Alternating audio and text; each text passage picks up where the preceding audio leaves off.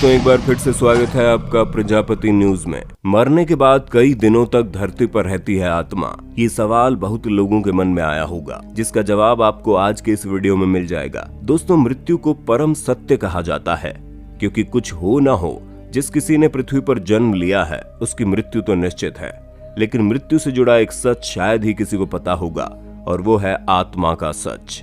जी हाँ, कई सारे लोगों के मन में आत्मा को लेकर अलग अलग तरह के सवाल आते हैं।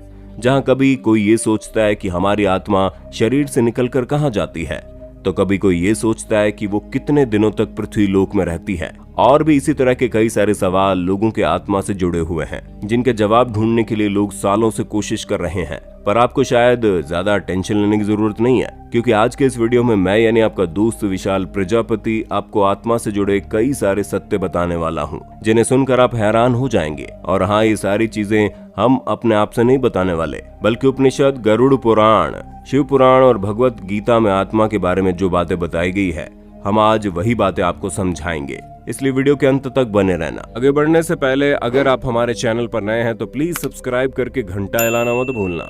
ऐसा करने से आप पर कृपा आनी शुरू हो जाएगी। ट्राई करो, इट्स वर्क। दोस्तों, जैसा कि हम सभी जानते हैं, आत्मा एक ऐसा विषय है जिसके बारे में हर कोई जिज्ञासा से जानने की कोशिश करता है, और इसकी सबसे बड़ी वजह यह है कि अलग अलग ग्रंथों में इसके बारे में अलग अलग चीजें लिखी गई है। लेकिन अगर साफ तौर पर देखा जाए तो इन सभी चीजों का मतलब कहीं न कहीं एक ही है। वो कैसे, चलिए जानते हैं। दोस्तों, सबसे पहले अगर हम उपनिषद की बात करें तो इसमें लिखा गया है, जिसे मनुष्य मृत्यु कहते हैं वो मात्र शरीर का अंत होता है। उस शरीर का अंत जो 5 तत्वों से मिलकर बनता है, जिसमें पृथ्वी, जल, अग्नि, वायु और आकाश शामिल है। दोस्तों, ये भी लिखा है कि मृत्यु के बाद आत्मा परमात्मा की शरण में चली जाती है, और जो आत्मा पवित्र होती है वो ईश्वर की शरण में ही रहती है और धरती पर वापस नहीं आती। वहीं दूसरी ओर वो आत्माएं जिन्होंने अपनी जिंदगी में घोर पाप किए होते हैं, उन्हें अपने कर्मों को भोगने के लिए वापस से पृथ्वी में भेजा जाता है, जहां नया जन्म लेकर वो आत्माएं अपने द्वारा किए गए कर्मों का फल भोगती है। दोस्तों, वहीं उपनिषद में एक ऐसी दुनिया का जिक्र किया गया है जहां आत्माओं को संरक्षित रखा जाता है। हालांकि ये केवल मान्यताएं हैं, या फिर इसमें कोई सच्चाई है, इसका पुख्ता सबूत तो अभी तक नहीं मिल पाया, क्योंकि जाहिर सी बात है, जो कोई भी आत्मा वहां पर संरक्षित होकर रखी गई होगी वो वापस पृथ्वी में हमें ये बताने तो आएगी नहीं। पर कोई बात नहीं, हमारे पास दूसरे सोर्सेज भी हैं। तो आइए अब बात करते हैं हिंदू धर्म का पवित्र ग्रंथ गीता की, जहां महाभारत के युद्ध के दौरान अपने उपदेश में भगवान श्री कृष्ण अर्जुन को ये बताते हैं कि आत्मा अमर है, इसका कोई कुछ नहीं कर सकता, उसका अंत कभी नहीं होता। जहां न आत्मा को मारा जा सकता है, न काटा जा सकता है, न जलाया जा सकता है, न ही उसे खत्म किया जा सकता है।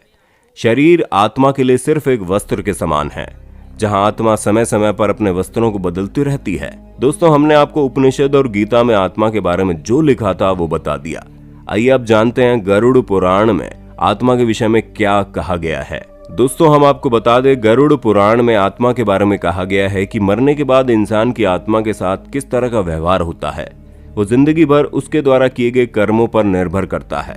क्योंकि जब आत्मा शरीर छोड़ती है या फिर त्याग देती है तो यम के दूत उसे लेने आते हैं, और फिर यमदूत उसके कर्मों के अनुसार उसे सजा देते हैं। उस दौरान 24 घंटे के बीच आत्मा उन यमदूतों के बीच ही रहती है। इन 24 घंटों के अंदर यमदूत उस आत्मा को उसके कर्मों का ब्यौरा देते हैं, और फिर उस आत्मा को 13 दिनों तक उसी घर में छोड़ दिया जाता है जहां उसने अपने शरीर को त्यागा था। इसीलिए किसी की भी मृत्यु के बाद 13 दिनों तक तरह तरह की चीजें की जाती है, और मृत्यु के बाद 13वें दिन पंडितों को भोजन खिलाकर 13वीं मनाई जाती है। 13 दिनों तक सभी रस्में पूरी होने के बाद आत्मा वापस से यमलोक चली जाती है। अब आपके दिमाग में सवाल चल रहा होगा कि यमलोक पहुंचकर उस आत्मा का क्या होता है।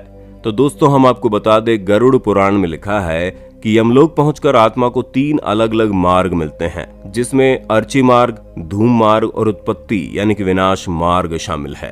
अर्ची मार्ग वो मार्ग है जो ब्रह्मलोक की ओर जाता है, धूम मार्ग वो मार्ग है जो पितृलोक की ओर जाता है, और उत्पत्ति यानी कि विनाश मार्ग वो मार्ग है जो आत्मा को नर्क की ओर ले जाता है। गरुड़ पुराण में और शिव पुराण में उन संकेतों के बारे में भी लिखा गया है जो मृत्यु से पहले किसी भी मनुष्य को ईश्वर के द्वारा मिलती है। यही कारण है कि इंसान की मौत से पहले उसे अपने मरने का अंदाजा हो जाता है।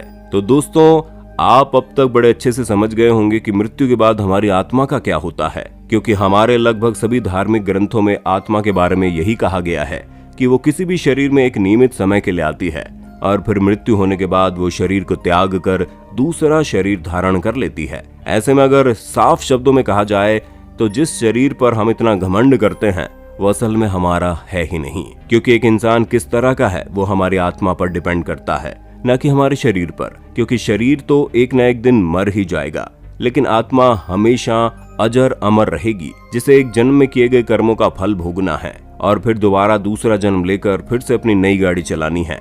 इसी तरह आत्मा लगातार शरीर बदलती रहती है और ये साइकिल चलती रहती है।